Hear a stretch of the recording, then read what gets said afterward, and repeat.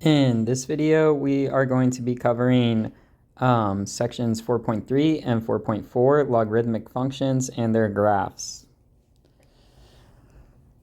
So the way we define a logarithmic function is as follows. So if we have x equals a to the y, then we say that y is the logarithm base a of x. So y is equal to log base a of x if and only if x equals a to the y. And by the way, there is some special notation for logarithms depending on the base. So if the base a is equal to 10, then we just write log of x without any base. So if you ever just see just a log with no base being indicated, that just means the base is 10. And if the base a is equal to e, the Euler number, then we write ln of x for the natural log of x. So if you ever see ln of x or just ln, this means the natural log, which means the base is e. And if we notice that since a to the y is greater than 0 for all y, as we learned in the previous sections, we have that x is greater than 0 with x equal a to the y. So this means that the domain for logarithmic functions is going to be all positive real numbers. And the range is going to be all real numbers.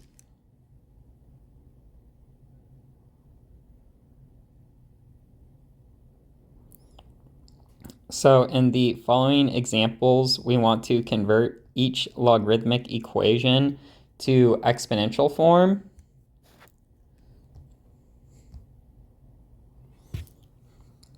So for our first logarithmic equation, we have 2 equals log of 6x.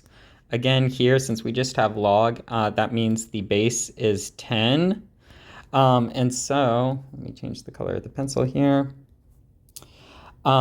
Since the base is 10, we have that this logarithmic equation is true if and only if the following exponential equation is true, which is going to be 6x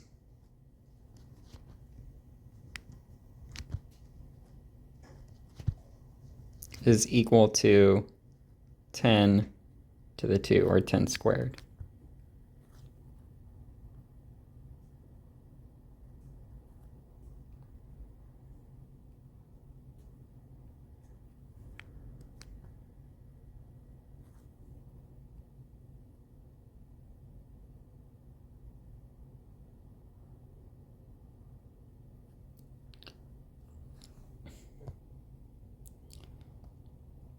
Okay, for our next example, we have x plus 1 equals the natural log of y minus 3. So this equation is true if and only if y minus 3 equals, and again here with the natural log, the base is e, so equals e to the x plus 1.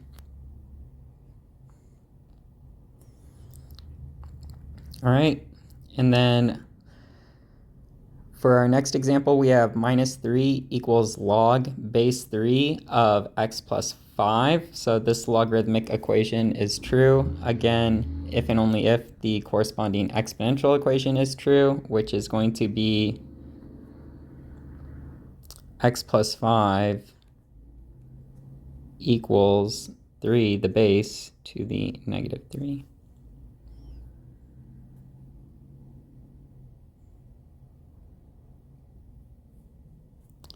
All right, and then we have log base 6 of 36 is equal to 2. So this logarithmic equation is true if and only if the following exponential equation is true, which is going to be 6 squared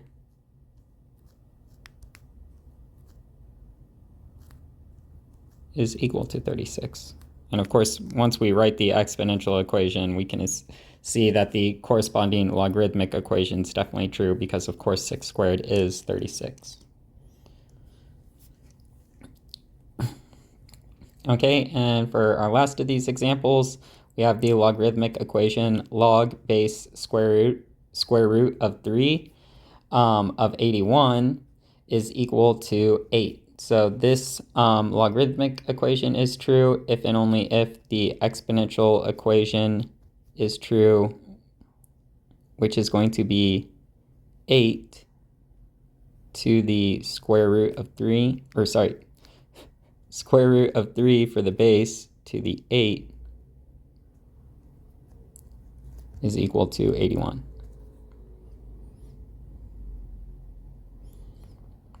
So that's simply converting this logarithmic equation to the corresponding exponential equation. But if we want to see that this exponential equation is true, like we had in the previous example, we could notice that square root of 3 is the same as 3 to the 1/2. So I'm going to switch colors here because this is kind of just like some extra observations. So we have 3 to the 1/2 to the 8 is equal to 81. Of course, with power of a power, we just take the product of the powers. So 3 to the 1/2 to the 8 is the same as 3 to the 4 equals 81. And by the way, so 3 to the 4 is the same as 3 squared squared. And 3 squared is, of course, 9. So we have 9 squared is equal to 81. So again, the corresponding exponential equation, just like in the previous example, is definitely a true equation here in the final of these examples.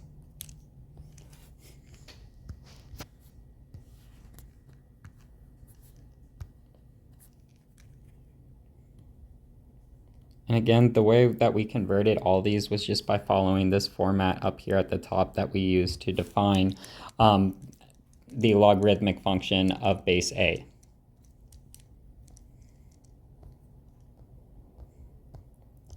All right, now we are going to be doing the same thing except in reverse. So we are going to be converting each exponential equation into its logarithmic form.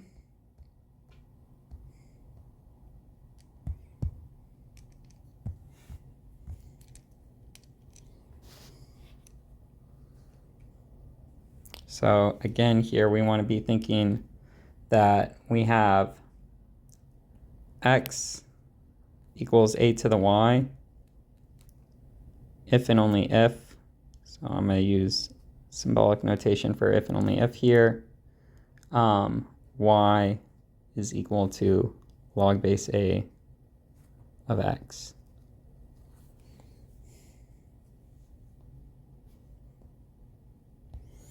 All right, so our first exponential equation is 3 cubed equals 27. So we would have 3,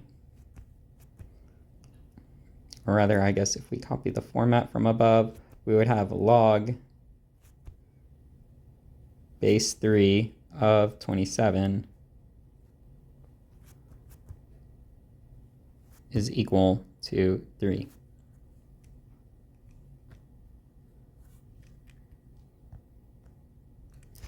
Okay, then next we have 2 over 3 to the minus 3 is equal to 27 over 8 for our exponential equation. So the corresponding logarithmic equation is going to be, so the base is 2/3, so log base 2/3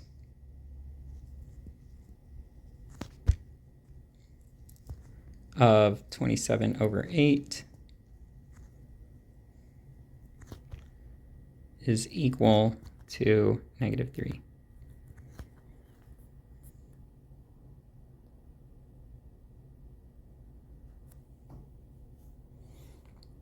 Okay, then our next exponential equation is 4 to the 3x equals 2. So here the base is 4. So we are going to have log base 4 of 2 is equal to 3x for the corresponding logarithmic equation.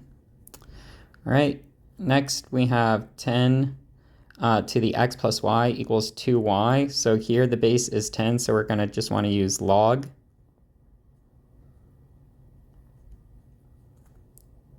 of 2y is equal to x plus y.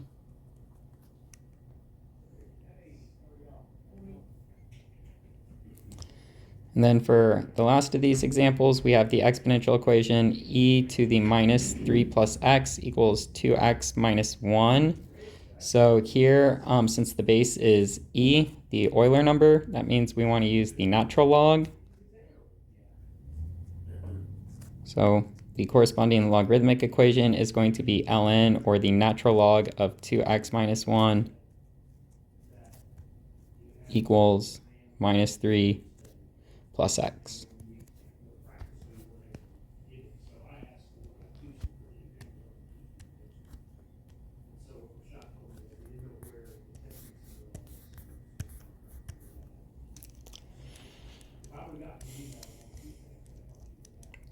All right, and then we have some kind of 3 tiny little examples here at the bottom. We're asked to find log of 10, natural log of e, and natural log of 1. And so what we are going to do is we are going to set up logarithmic equations in the unknown x first for each of these guys. So we are going to say, okay, log 10 equals x. By the way, since we just have log here, that means the base is 10. And then ln of e is equal to x. And then ln of 1 is equal to x.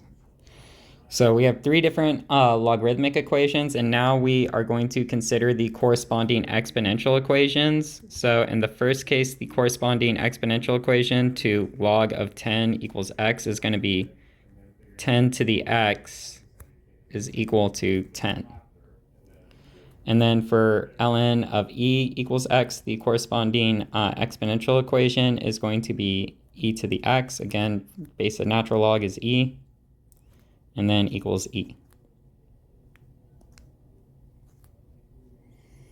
And then finally, natural log of 1 is equal to x. The corresponding exponential equation is going to be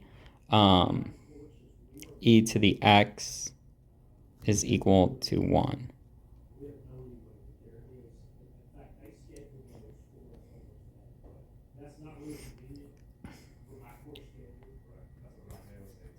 So, of course, for the first exponential equation, since 10 is equal to 10 to the 1, in other words, we essentially have 10 to the x equals 10 to the 1, we can go ahead and conclude, since the base is the same, we can just ignore the base and just look at the exponents and conclude that x is equal to 1.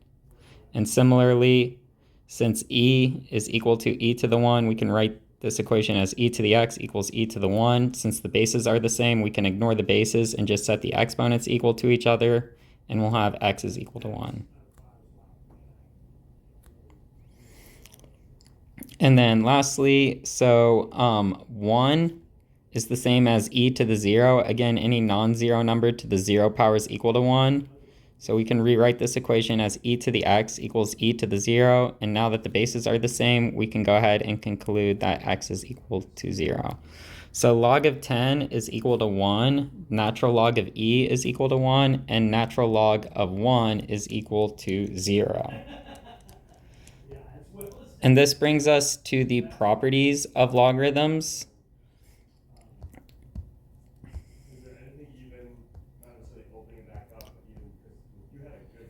So we are going to let x and a be positive real numbers, with a different from 1 because it's going to be our base, and r is going to be any real number. Then we have the following 4 properties. So we have log base a of 1 is going to equal 0, and by extension, the natural log of 1 is equal to 0. And this follows since a to the 0 is equal to 1. All right. And then for our next property, it says that log base a of a is equal to 1. And by extension, the natural log of e is equal to 1. And this follows since a to the 1 is equal to a. All right. And then for our third property, we have that log base a of a to the r is equal to r, and by extension, the natural log of e to the r is equal to r. And this follows since a to the r is, of course, equal to a to the r. And lastly, for our fourth property, we have that a to the log base a of x is equal to x, and by extension, e to the natural log of x is equal to x. So we are going to use the properties above to evaluate the following logarithmic expressions without using a calculator. So for our first of these examples, we have log base 2 of 16. So since 2 is the base, we want to think about how to write 16 as 2 to some power. And of course, 16 is equal to 2 to the 4.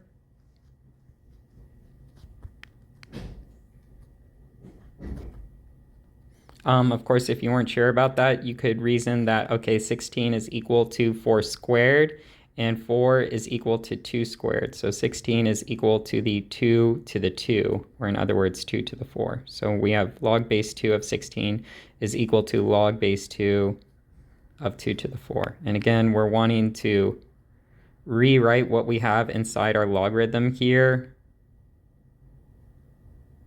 using the same base that we have for the logarithm. That way we can use one of the properties above.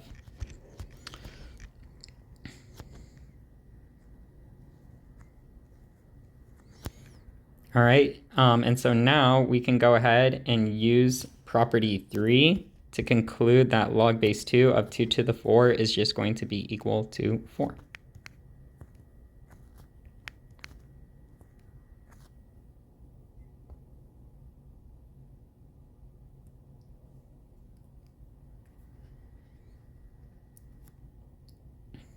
All right, next we have ln of 1 over e squared. Again, the base of the natural log is e. So we want to try to rewrite what we have inside the logarithm here purely in terms of the base e, and we're pretty close to that. All we have to do is realize that 1 over e is the same as e to the minus 1. So 1 over e squared is the same as e to the minus 2. So ln of 1 over e squared is equal to ln of e to the minus 2. And then again, using property 3, we can go ahead and conclude that this is equal to negative 2. All right, next we have log of 0.01.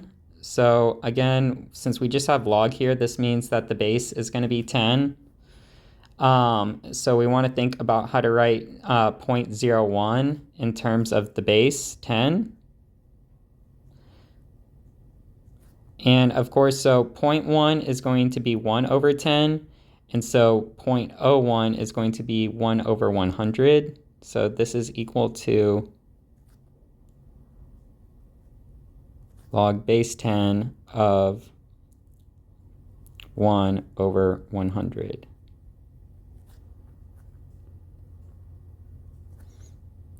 And of course, 1 over 100 is the same as 1 over 10 squared. So this is equal to log base 10 of 10 to the minus 2.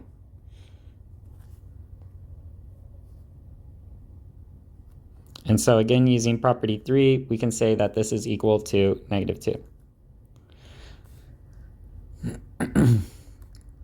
All right, next we have log base 2 of the square root of 2.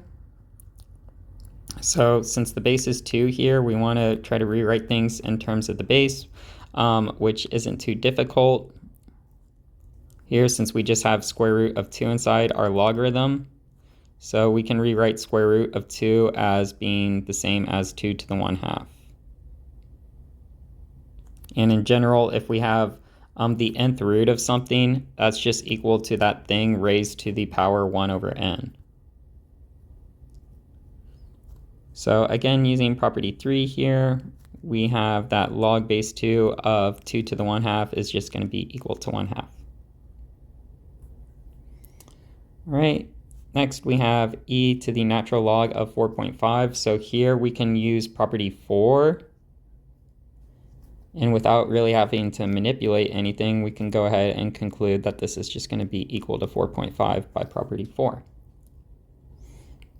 Okay, and then lastly, we have 6 to the log base 6 of 450. So again, we can use property 4 and conclude that this is just equal to 450.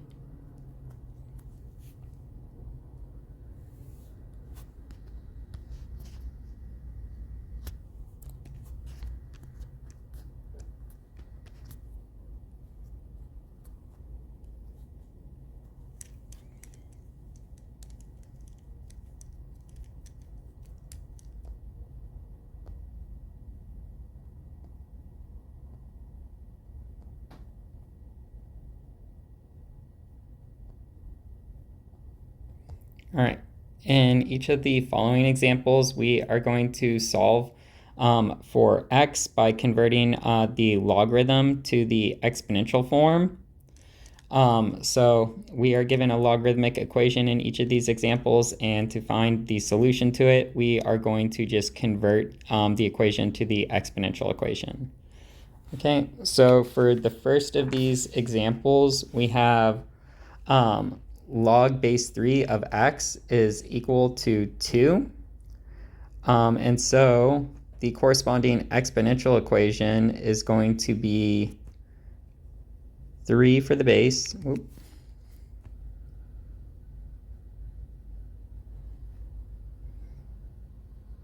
And then squared for the exponent, or 2 for the exponent, and then equals x.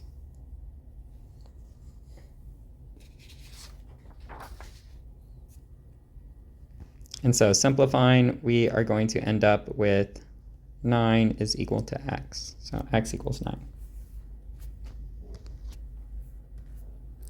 All right, then we have the natural log of x is equal to -1. So the corresponding exponential equation, according to what we have at the top of the first page, is going to be e to the -1. Again, natural log, so that means the base is e. And again, the exponent's going to be -1. It's just going to be the number on the opposite side of the equation, and then equals x. So x is equal to 1 over e.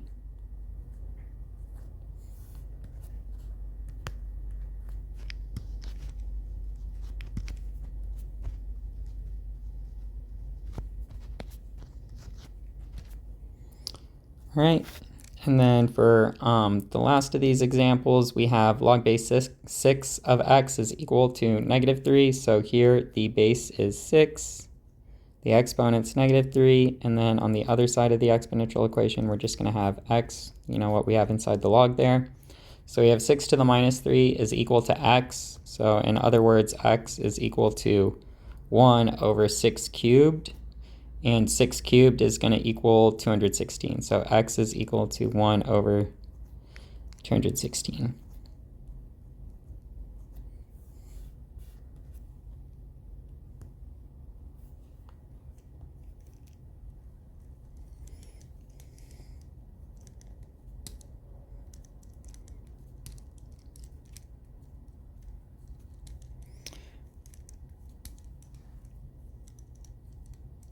All right, so for the next examples, we are asked to find the domain and the x and y intercepts for the following functions. So for our first function, we have f of x equals log of 5x plus 10, and then we have plus 3 outside the logarithm there. So for the domain, well, what we are going to want to do, right? Because on the first page we said that the domain for log of x is going to be the positive real numbers. So meaning that if we just have log of x, we need x greater than 0. So here for the domain, we're just going to take the expression we have inside our logarithm, 5x plus 10, and we're just going to set it greater than 0, and we're going to solve for x. So we're going to take 5x plus 10, set up the inequality greater than 0, and then start solving for x. So we can subtract 10 from both sides. And we're going to get 5x is greater than negative 10. And then we are going to divide both sides by 5 to conclude that x is greater than negative 2. So the domain is going to be all real numbers, or sorry, not all real numbers. It's going to be from negative 2 to infinity. And since we have the strict inequality, we're going to use a parentheses around negative 2. Yeah, I should say the range is going to be all real numbers, but we aren't asked about the range here.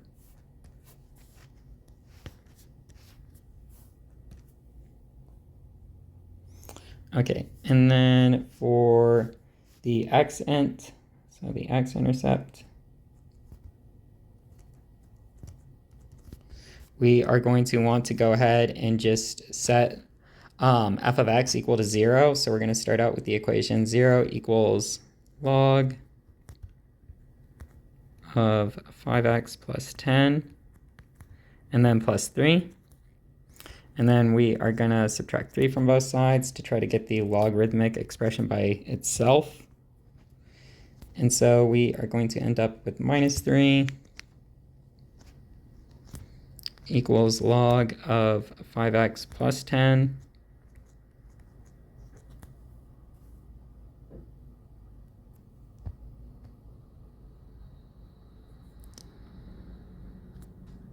And so from here, what we are going to want to do is, so since the base of log is going to be 10, right? Since we have no base being indicated here, it means the base is 10. We can consider the corresponding exponential equation, which is going to be 5x plus 10 is equal to 10 to the negative 3.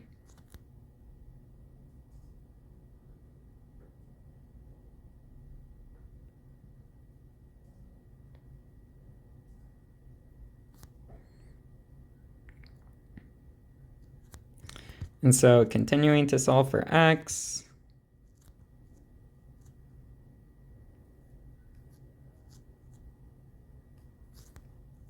we would subtract 10 from both sides, and we would get 5x equals 10 to the minus 3 minus 10. And then from here, we are going to want to divide both sides by 5.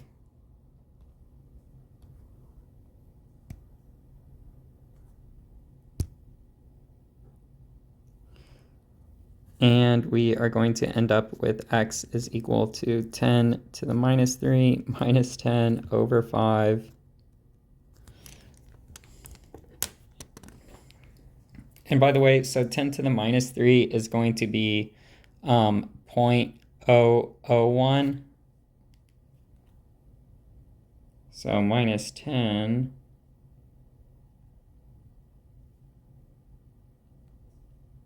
is going to give us minus 9.99999, and then dividing that by 5 is going to give us exactly negative 1.9998.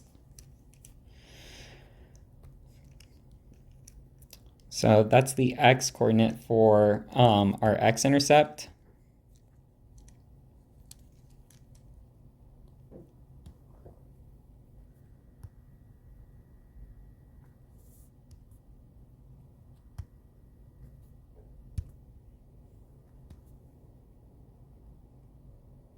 So we could go ahead and write it as the point negative 1.9998 comma 0.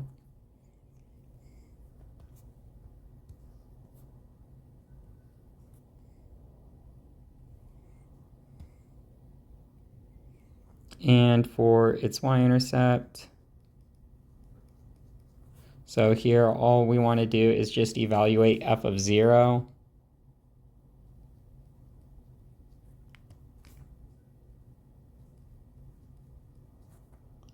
So f of 0 is going to be equal to log of 5, and then times 0 plus 10 plus 3. So this is equal to log of 10 plus 3. And then using property 2 above, we have log of 10 is just going to be equal to 1. So f of 0 is equal to 1 plus 3, which equals 4. So our y-intercept is going to be the point 0, 4.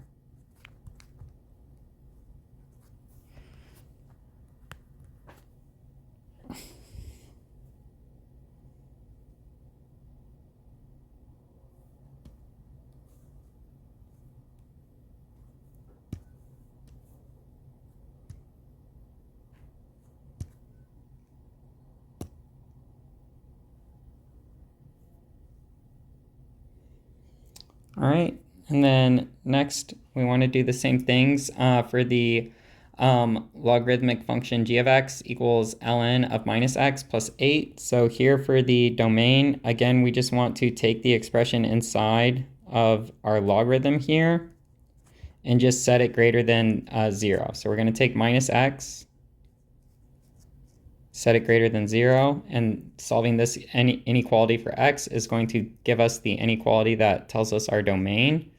And so to solve this inequality, we can either add x to both sides or divide/multiply both sides by -1. And what we end up with after doing that is x is less than 0. So our domain is going to be from -infinity to 0 for g of x.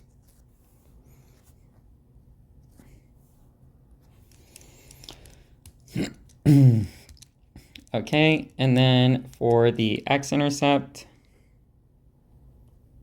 we want to set g of x equal to 0, so we're going to set up the equation 0 equals ln of minus x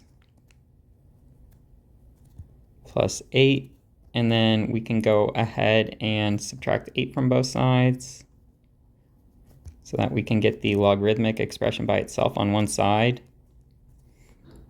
Okay, and now that we have the logarithmic expression by itself or isolated, we can go ahead and consider the corresponding exponential equation, which is going to be minus x equals e, the base of the natural log, to the minus 8. And so solving for x, we have x is equal to the minus, so just multiplying both sides by -1. 1 over e to the 8.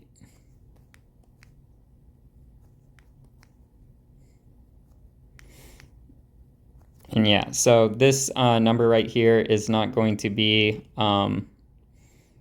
a number with a nice decimal expansion, so we're just going to leave it in its exact form of -1 over e to the 8. So our x-intercept is going to be the point minus 1 over e to the 8, 0. And for our y-intercept, well, luckily for us, if we notice our domain, it doesn't include 0. So there is no y-intercept because x equals 0 is not in the domain of g of x. So y-intercept, D and E.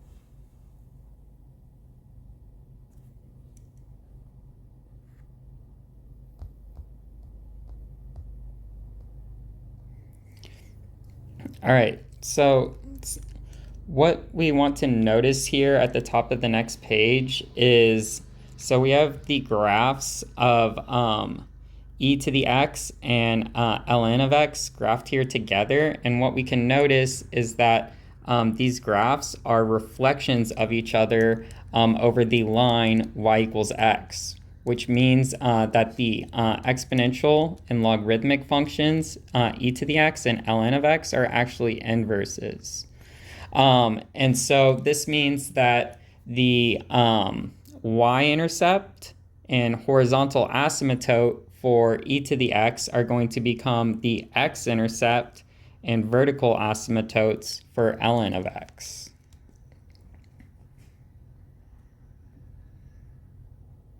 So of course we have our y-intercept here at 0, 1 for e to the x, and it becomes the x-intercept at 1, 0 for ln of x.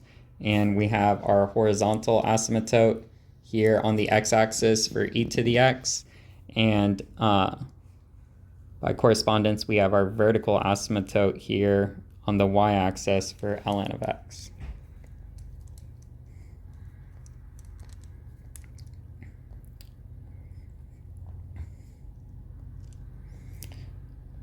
So we're going to just quickly talk about transformations of logarithmic functions.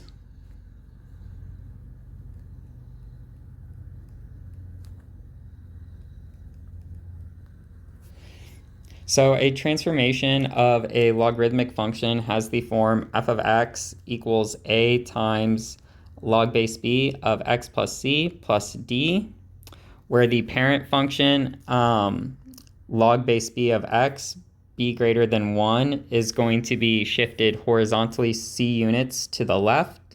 Again, since we have plus c, that means we're going to move in the negative direction, stretched vertically by a factor of absolute value of a if absolute value of a is greater than 0, compressed vertically by a factor of absolute value of a if the absolute value of a is between 0 and 1, and then shifted vertically by d units, and reflected about the x-axis when a is less than 0. We could, of course, also have a reflection about the y-axis, like we had in our previous example with g of x. So if we have a minus in front of the x, or just in front of the independent variable in general, whatever it may be, that's going to correspond to a reflection about the y or vertical axis. So we have some examples of some transformations already graphed for us in the notes. So here in dark blue, we have the graph of f of x equals ln of x. So we can kind of think of this guy as being the parent function slash graph for these other three functions slash graphs, which are just transformations of ln of x. So first, let's look at the graph in solid red here. So this is the graph of ln of x minus 2 inside the parentheses and then plus 2 outside. So this is going to be a horizontal shift 2 units to the right and a vertical shift of 2 units up of the graph in solid blue. And if we do compare the graph in solid red with the graph in solid blue, indeed that is true. And we can see that by noticing how our x-intercept at 1, 0 on the graph of ln of x has moved to the point 2, 2 now on the graph of f of x equals ln of x minus 2 plus 2. So again, it's going to be that point right there. All right, and then in dashed red, we have the graph of ln of x minus 2. So this is just going to be a vertical shift 2 units downwards of our graph in solid blue here. And if we can compare, again, that's going to be the case. And then lastly, we have the graph of minus ln of x in dashed blue. And of course, this is just going to be a reflection of ln of x. And if we compare the dashed blue graph with the solid blue graph, indeed, that is the case. And I should say reflection about the x-axis.